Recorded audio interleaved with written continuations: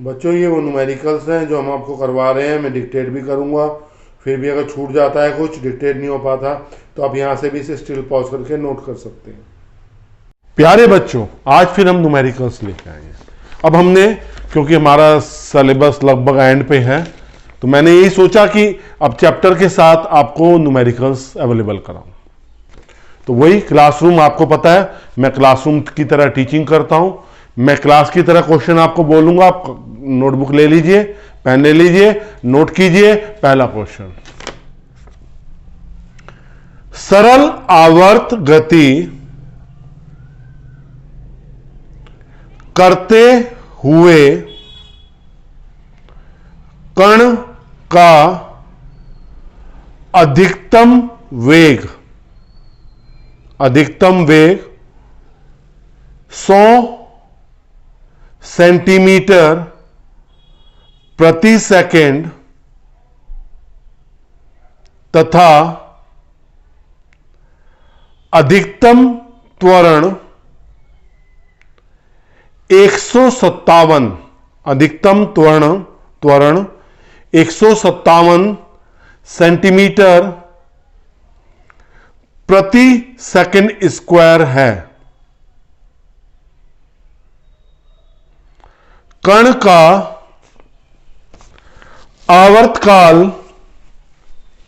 ज्ञात कीजिए। क्या करना है हमें? कण का आवर्तकाल ज्ञात करना है। क्वेश्चन फर्स्ट है। सॉल्यूशन क्या दिया है हमें दे रखा है वी मैक्सिमम। कितना है हमारे पास? 100 सेंटीमीटर प्रति सेकंड। अल्फा मैक्सिमम मतलब त्वरण कितना है हमारे पास? 157 सेंटीमीटर प्रति सेकंड स्क्वायर। कण के आवर्तकाल की गणना करनी है। देखो वी मैक्सिमम क्या होता है हमारे पास? ए ओमेगा, ठीक, is equal to 100। Alpha maximum क्या हो जाएगा? ए ओमेगा स्क्वायर 157, ये सेंटीमीटर प्रति सेकंड है,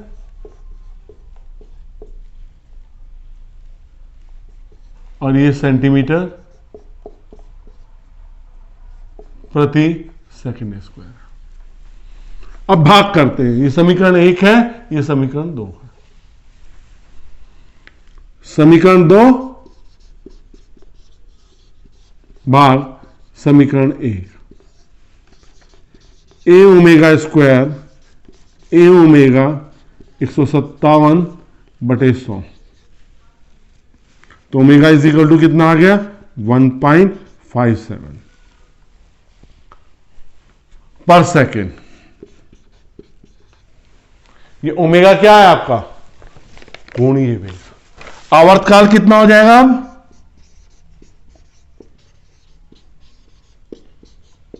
टी होता है 2 पाई बाई ओमेगा,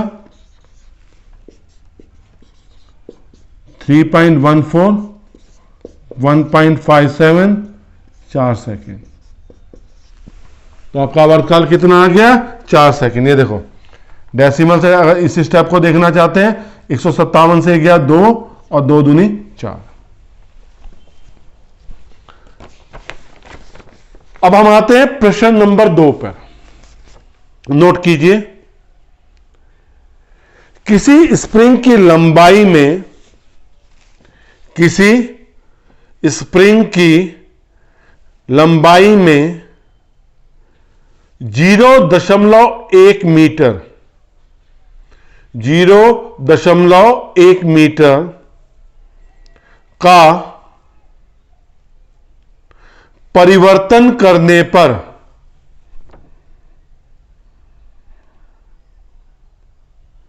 स्प्रिंग की स्थितिज ऊर्जा में, स्प्रिंग की स्थितिज ऊर्जा में 0.5 जूल 0.5 जूल का परिवर्तन होता है।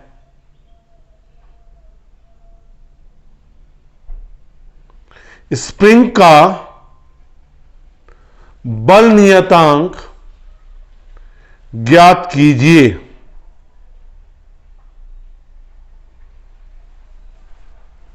प्रश्न 2,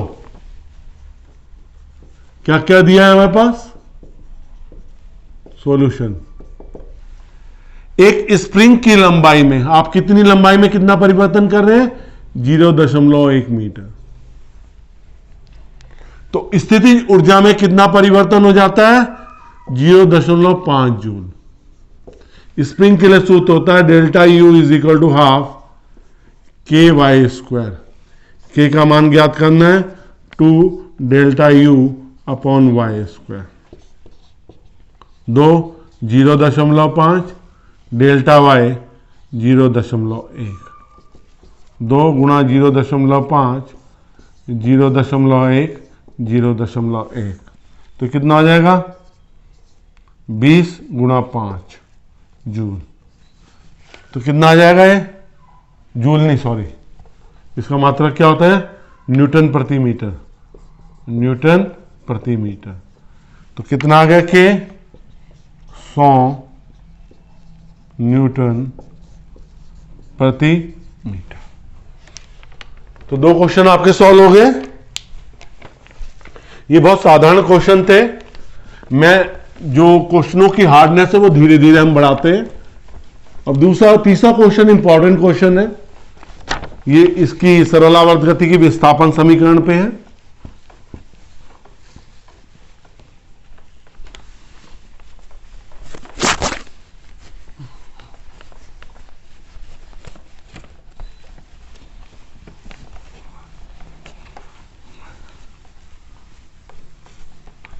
देखते हैं। तो प्रश्न नंबर 3 नोट करेंगे अब हम। करिए प्रश्न नंबर 3 नोट। सरल आवर्त गति, सरल आवर्त गति करते हुए कण की विस्थापन समीकरण, कण की विस्थापन समीकरण। देखो क्या है विस्थापन समीकरण? y is equal to 0.2 sine 50 pi t plus 0.01। y is equal to 0.2 sine 50 pi t plus 0.01 metre है। जबकि क्षण t स्मॉल t पर कण का विस्थापन y है। कण का आयाम, कॉमा आवर्तकाल, कॉमा अधिकतम वेग तथा गति के आरंभ के समय विस्थापन की गणना कीजिए। विस्थापन की गणना कीजिए। तो हमारे पास क्या क्या निकालना है? हमने आयाम निकालना है। हम एक समीकरण को जानते हैं। हम इस समीकरण को पहले चेंज करेंगे। क्या करेंगे? चेंज करेंगे। कैसे चेंज करेंगे? y इज इक्वल टू 0.2, इस 50 पाई को अंदर ले जाएंगे। 50 pi t plus 50 pi into 0.01। तो y इज इक्वल टू कितना हो जाएगा? 0.2 साइन 50 पाई t प्लस 50 को 1 गुणा 0.05 आ गया। कितना आ जाएगा ये? फाई कितना आ जाएगा आपके पास? जब आप गुणा करोगे तो डेल्टा फाई कितना मिलने लग रहा है आपको? गुणा करो 5, 1 0 8 0.1 5 0.5 या पाई पाई। ठीक, अब इसकी तुलना किससे करेंगे? y is equal to A sine omega T plus pi phi से तुलना करने पर y यहां पे साइन से पहले a है, यहां पे साइन से पहले 0.2 है, तो a इज इक्वल टू कितना हो गया? 0.2। यहां ओमेगा टी किसके बराबर है? 50 पाई के बराबर है। Omega T is equal to 50 pi T, 50 pi T, तो टी से टी कट जाएगा, ओमेगा कितना आ गया? 50 पाई रेडियन पर सेकेंड। आपको किस किस चीज की गणना करनी है? सबसे पहले हम किसकी करना? हमने आयाम निकाल लिया, हमारा आयाम निकल गया, ठीक है। अब हम निकालेंगे आवर्तकाल। टी का मान क्या होता है? 2 पाई बाई ओमेगा। यहां आ जाते हैं, 2 इंटू 3.14, 2 पाई, पाई रहने दो, 2 पाई अपॉन 50 पाई, क्या बच गया? 1/25 सेकेंड, 25 का 100, 0.04 सेकेंड। अब हमें अधिकतम वेग निकालना है।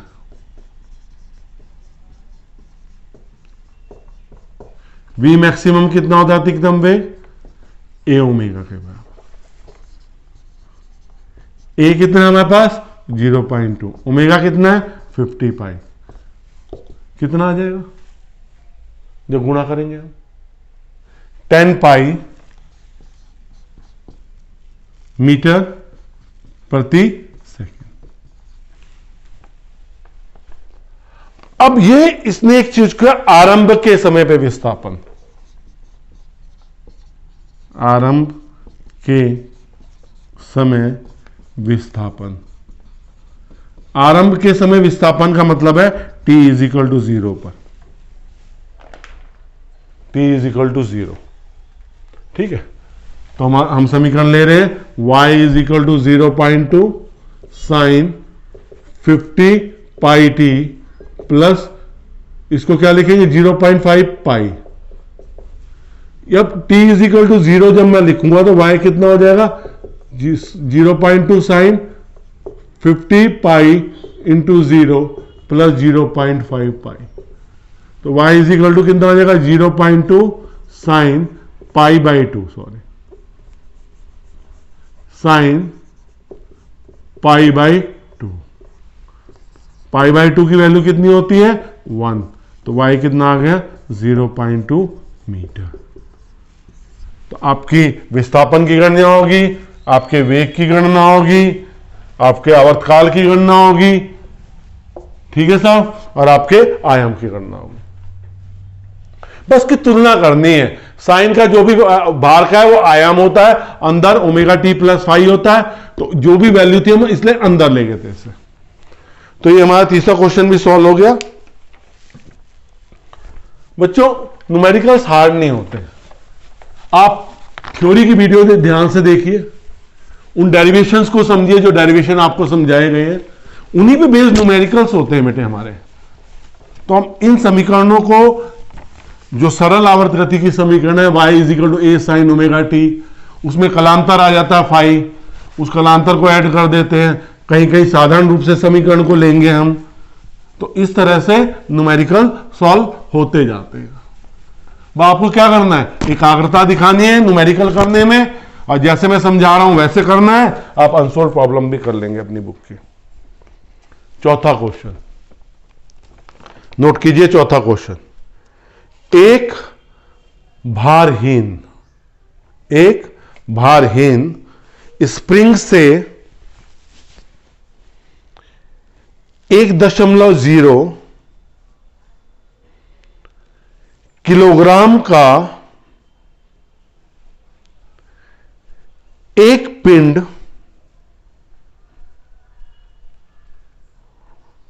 लटकाने पर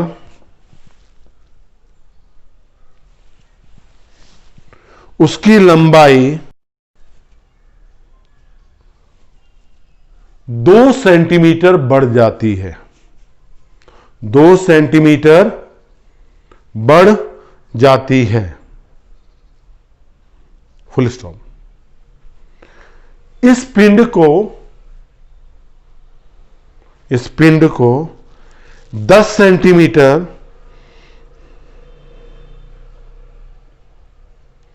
नीचे की ओर खींचकर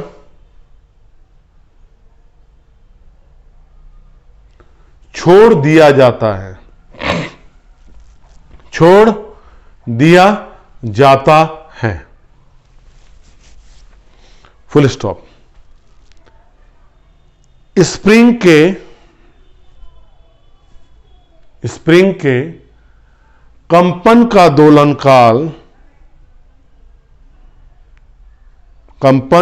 दोलनकाल तथा स्प्रिंग की दोलन गतिज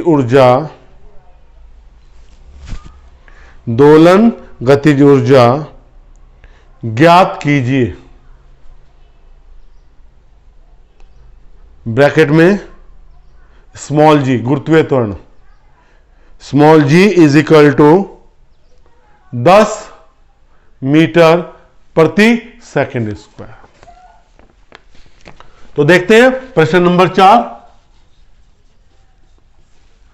हमें दे रखा है एक स्प्रिंग जिसका द्रव्यमान कितना है 1 किलोग्राम। कितनी लंबाई बढ़ाई हमने? स्प्रिंग 2 किलोग्राम को लटकाने में कितनी लंबाई बढ़ेगी 2 सेंटीमीटर, मतलब 2 गुणा 10 की घात -2 मीटर, इतनी लंबाई बढ़ेगी। तो पहले हम एक सूत्र को जानते हैं। हमारे पास एक सूत्र होता है F = KY। K का मान क्या हो जाएगा F/Y। F कितना हो गया mg/y। m कितना है आपके पास 1, g 10, ये 2 गुणा 10 की घात -2, तो K का मान कितना आ गया 5 गुणा 10 की घात 2 न्यूटन प्रति मीटर। ठीक। अब दोलनकाल कितना हो जाएगा आपका? दोलनकाल T = 2 पाई √m/k 2 पाई √m कितना है हमारे पास 1, K कितना है 500।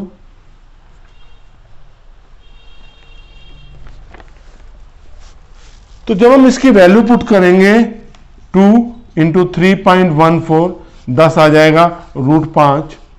इसको सॉल्व करेंगे तो क्या मान आ जाएगा इसका 0.28 सेकेंड। 0.28 सेकेंड। अब हम आते हैं इसके नेक्स्ट पार्ट पर। अब हमें क्या निकालना है? स्प्रिंग की गतिज ऊर्जा। स्प्रिंग की गतिज ऊर्जा क्या होगी? स्प्रिंग को 10 सेंटीमीटर खींचने में किया गया कार्य। स्प्रिंग की गतिज ऊर्जा किसके बराबर होगी? स्प्रिंग को खींचने में किया कार्य। तो गतिज ऊर्जा किसके बराबर हो जाएगी? स्थिति ऊर्जा ½ k/y1²। किसके बराबर हो जाएगी? ½ k/y1²। आपने कितना खींचा है? y1 = 10 centimetre. तो y1 कितना है हमारे पास यहां पे 10 सेंटीमीटर, 10 गुणा 10 की घात -2 मीटर k/y1²। तो गतिज ऊर्जा कितनी होगी 1/2 500 10 गुणा 10 की घात -2 का स्क्वायर 1/2 500 10 गुणा 10 गुणा 10 की घात -4, तो 5/2 गुणा 10 की घात 4 -4, 1 2 3 4 10 की घात +4 -4, तो ये 2.5 जूल।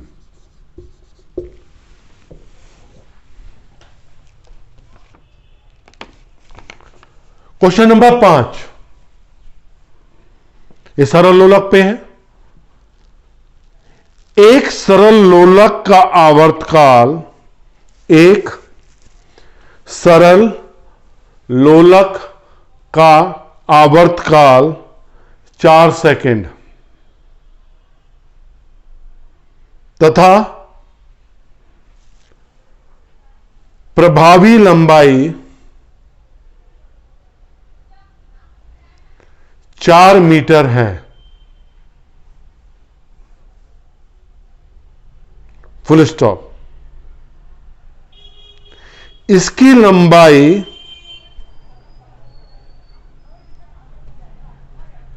कितनी कम कर दी जाए, इसकी लंबाई कितनी कम कर दी जाए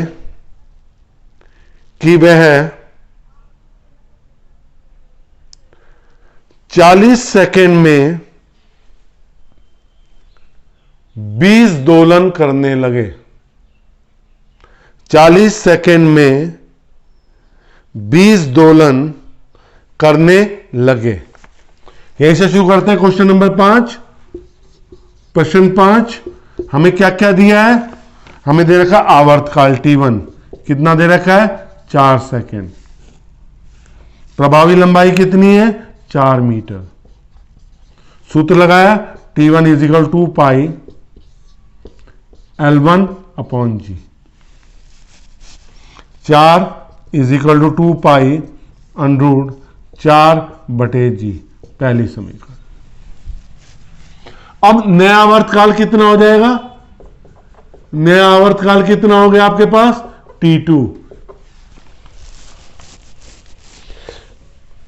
40/20 सेकंड, क्योंकि 20 दोलन 40 सेकंड में कर रहा है तो एक दोलन कितने में करेगा?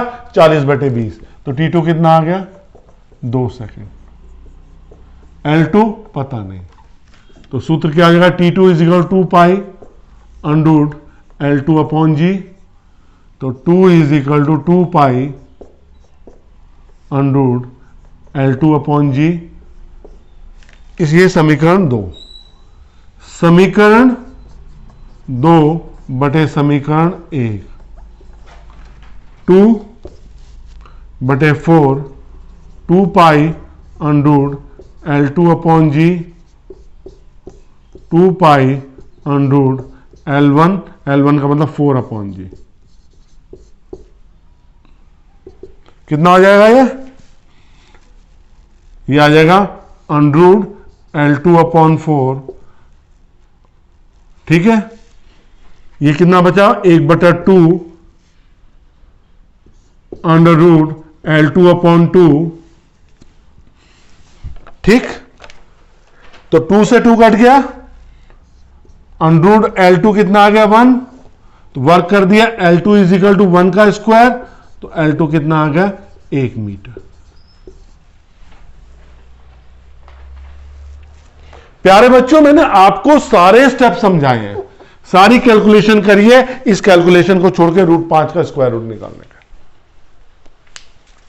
अगर आपको, जैसे मैंने आपको न्यूमेरिकल देने शुरू किए, अगर आपको इस तरह के न्यूमेरिकल मेरे कराने समझ में आने लग रहे हैं तो मैं अपने मकसद में कामयाब हो रहा हूं।